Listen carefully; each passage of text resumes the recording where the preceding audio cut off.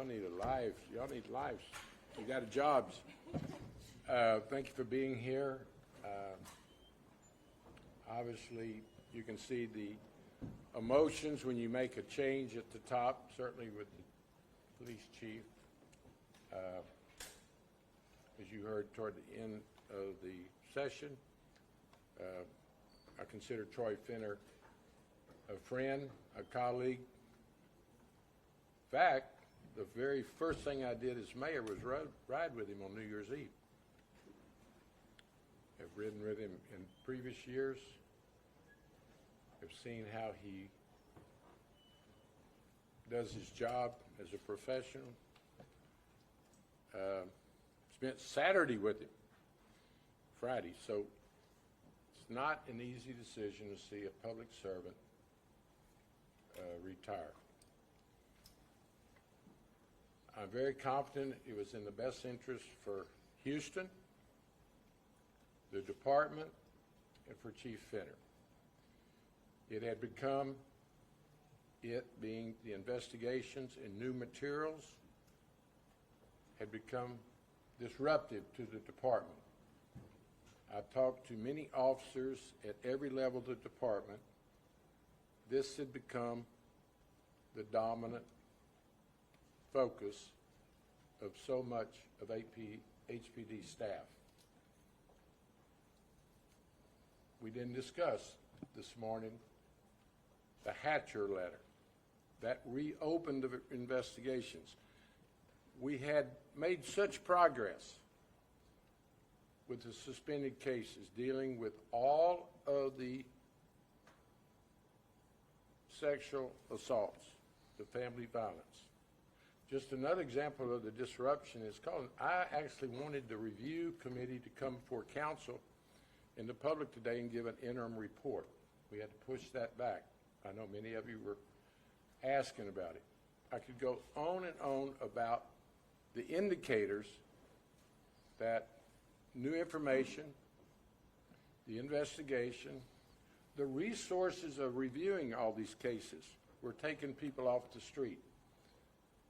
It was my desire to wrap up the investigation when it was done properly. It was the review of the cases, and then we closed the investigation Thursday, and it was reopened Friday afternoon after revealing of the Hatcher letter.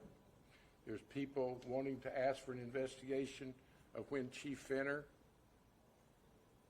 got the information. So the tough call is, what's in the best interest of Houstonians, the department, and Chief Finner, certainly in terms of public safety. And he chose to retire yesterday afternoon. It made me sick, as I mentioned, when I saw the last email, but I don't have time to be sick. I have to make a decision based on all the information that I'd received. With that said, I'll open it to questions. I do want the investigation and reviewing of the backlog to continue. Chief Satterwhite is an outstanding public servant. He and Troy are good friends. He and Chief Finner are close friends. But everyone is a professional, has responsibilities. The department's morale, I believe, will improve when we get HPD off of the front page and out of the news and back to crime fighting.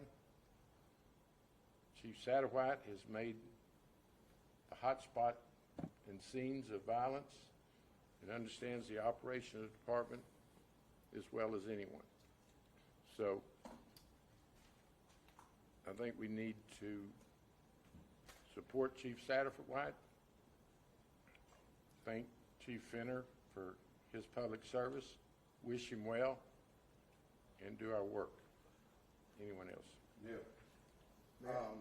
Sure. Thank you for the leadership you are showing in this issue.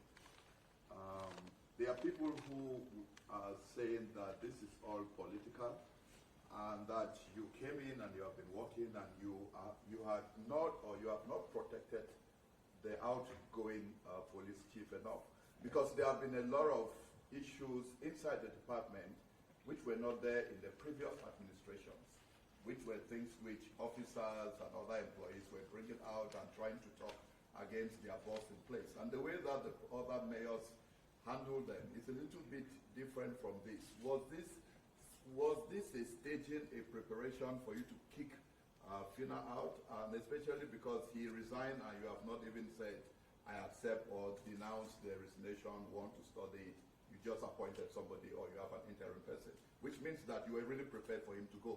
Is this all working with others inside the department? Is this all part of the politics to kick him out at this point? I will continue to use that statement, that he's been kicked out. Well, first of all, that's an outrageous statement that probably you should even know is not correct. It's well documented, my support for Chief Finner, going back years. Rode with him as an assistant chief. Declared during my campaign, I don't know if you recall this, that he would be my chief, that he was a good chief. I was part of your campaign. And he would be better.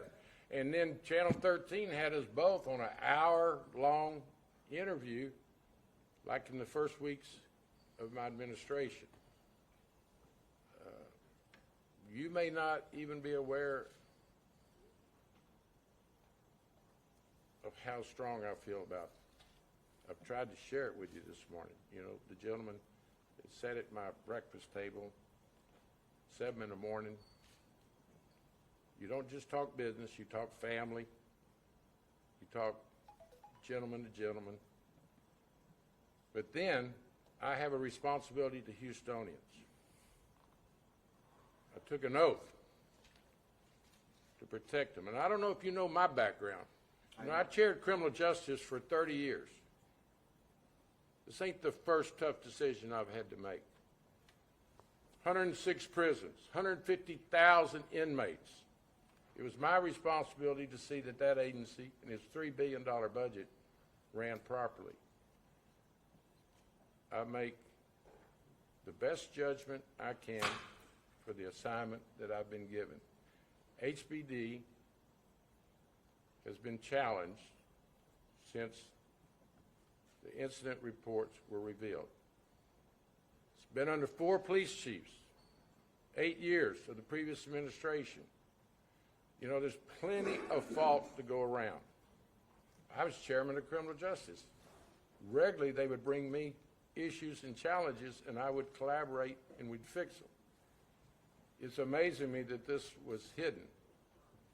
Apparently, some folks knew it. Even the email that's been revealed showed Acevedo knew about it. But what my purpose today is, what's in the best interest of Houstonians in regards to public safety. And I'm ready to move forward. And that's what we're going to do. Mayor, you talk about making tough decisions. Sure. Can you just help clarify for us and for all the public? Sure. Was this a decision Chief Finner made on his own or more at your urging? In other words... Well, when I say a tough decision, that is the acceptance of his retirement. Obviously, we've had a dialogue. We're in constant contact about the operations of the department, the investigation, the review, the IAD. You know, when we had to reopen it, Thursday afternoon was a major game changer. That the person that started the investigation at IAD writes a letter that she heard such and such at a meeting in Houston that everyone knows was a command staff meeting, and she wasn't in the city. That's what the department's talking about leading into the new email that was revealed. So my judgment was we've got to get back to crime fighting. We've got to get out of the press. We've got to have the officers have good morale. When I got elected, the morale was boosted. In recent weeks, talking to officers up and down ranks that they were concerned. So, talking to Chief Finner and what the options were, he retired. In I simple accepted it, terms- and it made, Sorry. Mayor, if I may, in simple terms, was this retire or you're fired? we kept the dialogue going to the point that he retired. Did you ask him to retire or give him the option No, to no. retire? He's a professional. He's a good man. He has family. Chief Finner chose to retire. I accepted it. And it was not easy because he has feelings, he has a life. The conversation is so much a part of what he's contributed to this city. 34 years. Mayor, The gentleman went from lieutenant to assistant chief. He has a distinguished career. But the department was being overwhelmed by the discussion of new information. The email that revealed some discussion by Chief Finner, and I understand, and except that he said, I'm just not aware of it. But that doesn't speak to the concern of the rank and file or Houstonians or this press. So did those emails lead to the conversation? It was the final straw. I think that can certainly be an honest statement. But it was on top of the Hatcher letter and the backlog, and I could go on and on and on. It was the cumulative impact that it was have on the morale in the department, the focus of the officers, and the confidence that Houstonians need to have in their police department. Here's the bottom line. Chief Finner was spending so much time dealing with the press, dealing with the department. He hasn't had a conversation with the employee groups. It was affecting operations at HPD. That's the bottom line. I dealt with it because it was a distraction to the mission of the men and women in HPD. I know suspended cases is a systematic issue at HPD. How is changing the chief going to solve the problem? It will not be bothered at all. It's a smooth transition. Satterwhite was the acting chief that Chief Finner left to run the department when he would go out of town. So there's this very smooth transition. Mayor, how long was last night's meeting with Chief Finner? I didn't have a meeting last night. Or how long was the meeting You yesterday? saw me out of council chambers yesterday afternoon. We were discussing the best pathway to take. And how long was that meeting, sir? I didn't put a time frame on it. And was that meeting It called was by not you? quick. or This by- was not an impulsive decision. You know, I was with Chief Finner all day Saturday. And I asked her, because we were with Chief Finner yesterday, and hours before, he made it clear that there was no signs of him retiring, and said, in fact, he indicated to us, sir, that You'd when, have to ask him. I mean, I was in the discussions, but it was a process Right. that took some time to consider transition, retirement benefits. I could go on and on that factored in.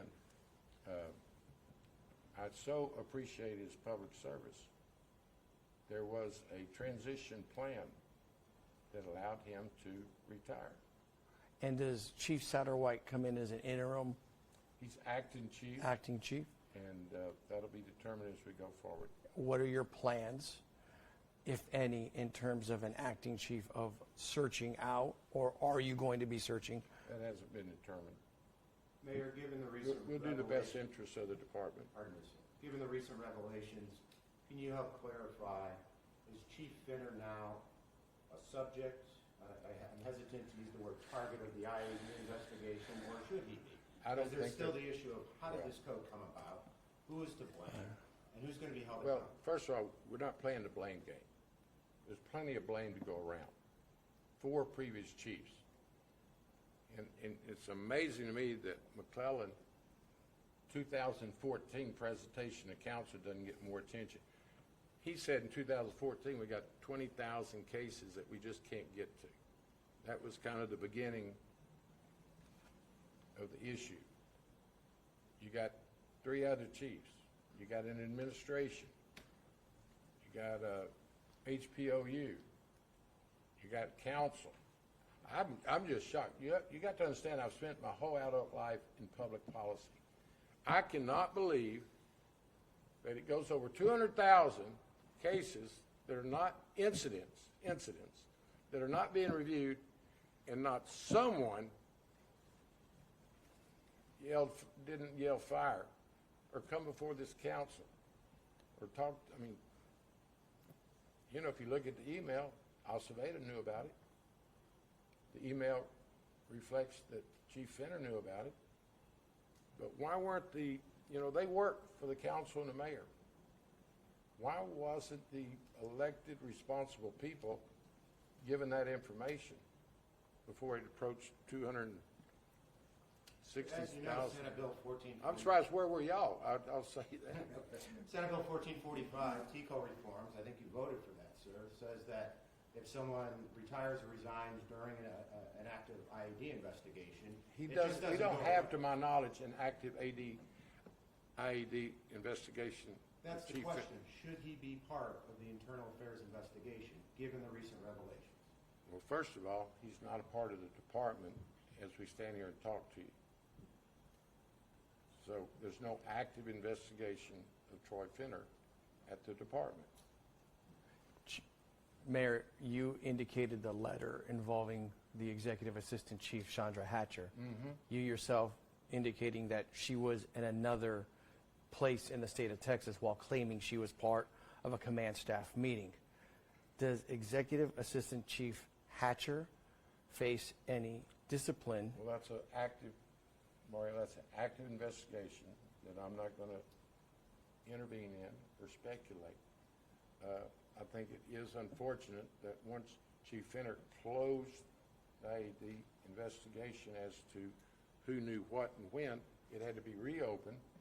And all I have read and heard is that, and you have to let the investigation go, what meeting was she speaking of that she heard distinctly Chief Finner to say, get rid of that, and it was not followed.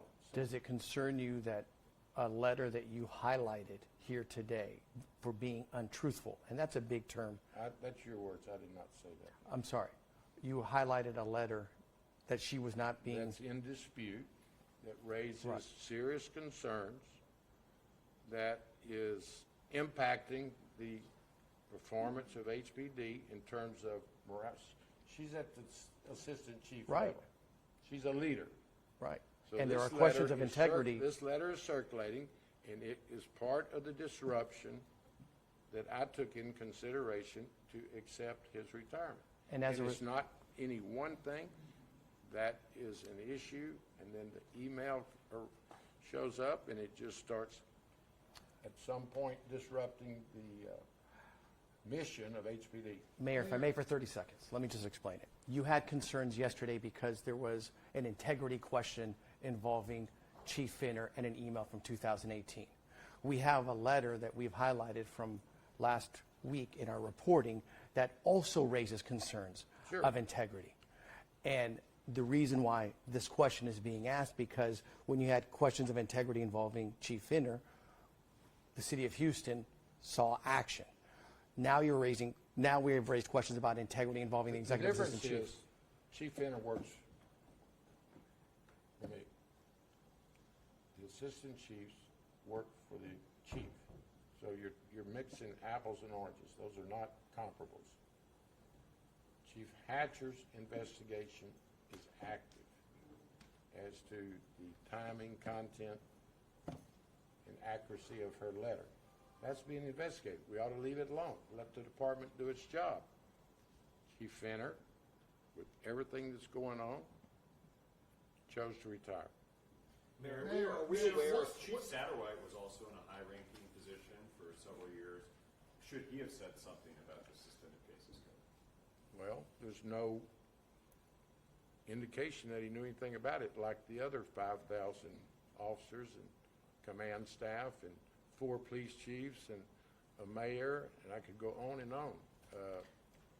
It's just shocking to me that, first of all, who was the fool that came up with the idea of not looking into incident reports and saying we're doing this because we don't have staffing? We are understaffed, okay?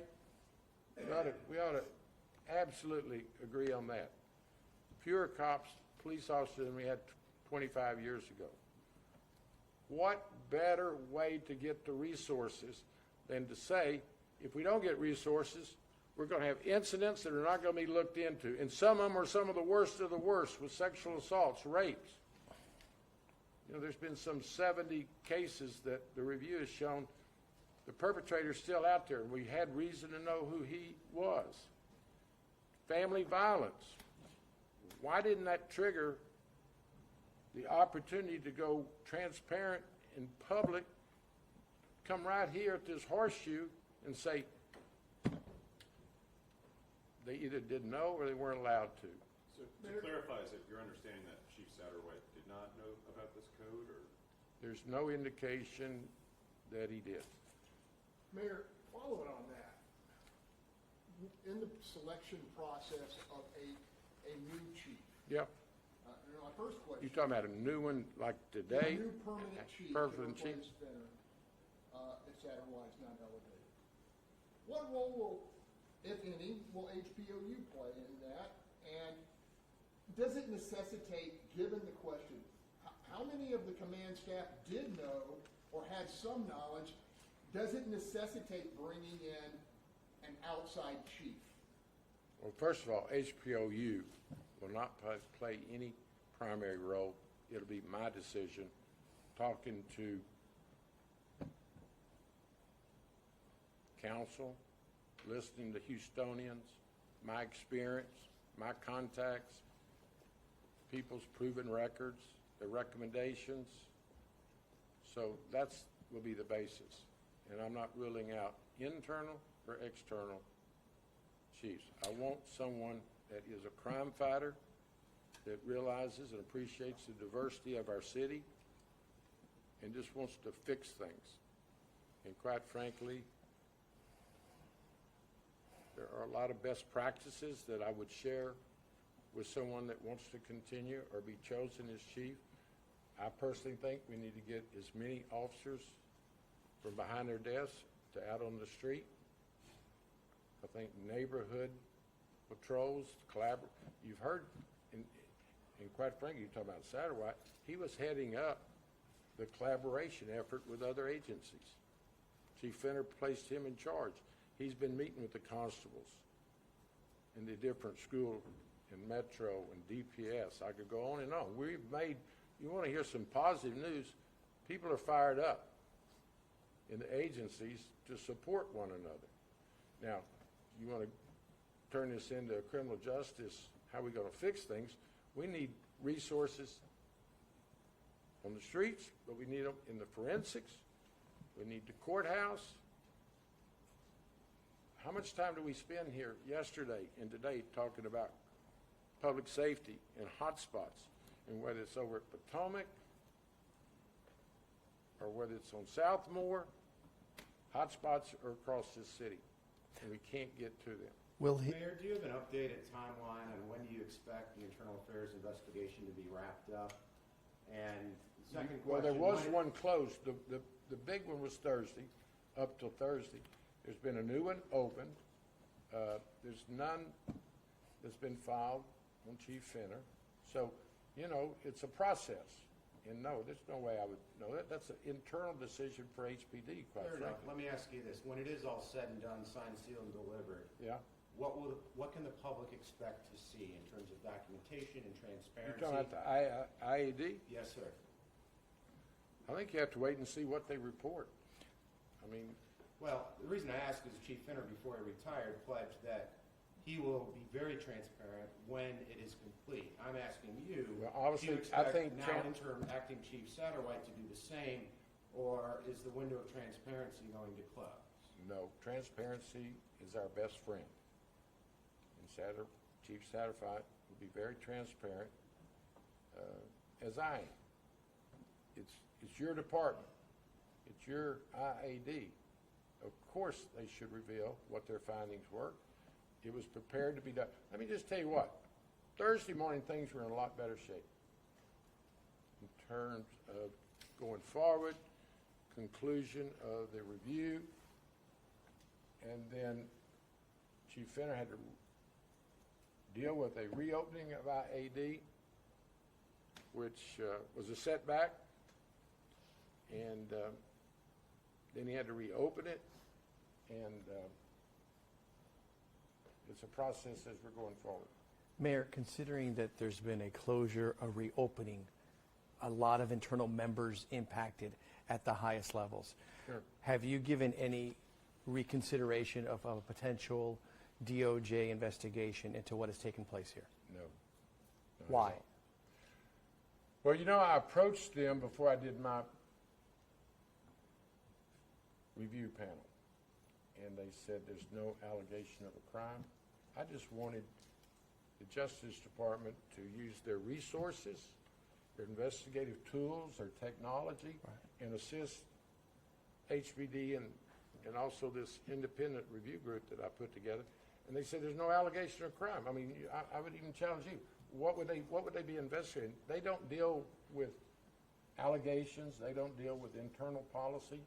They're a crime pattern. In There's light been of the- no, let me just emphasize, there's been no allegation through this whole process of criminal activity. In light of the Hatcher letter to launch this investigation and the questions of integrity behind that, I believe that might be a development, which is why I asked this question. That's, as you described it, it's an integrity issue, and it's not reached the threshold of Is an, crime. And that's the reason you need to let the is an IAD investigation- letter a government document? Sir? Is a discovery letter part of a Yeah, government I don't know document? what law school you went to, but No, it is, Yeah, correct? but- But if you miss, there's been no allegation. right, That's just the beginning I of an understand. internal investigation. That's why you have that process.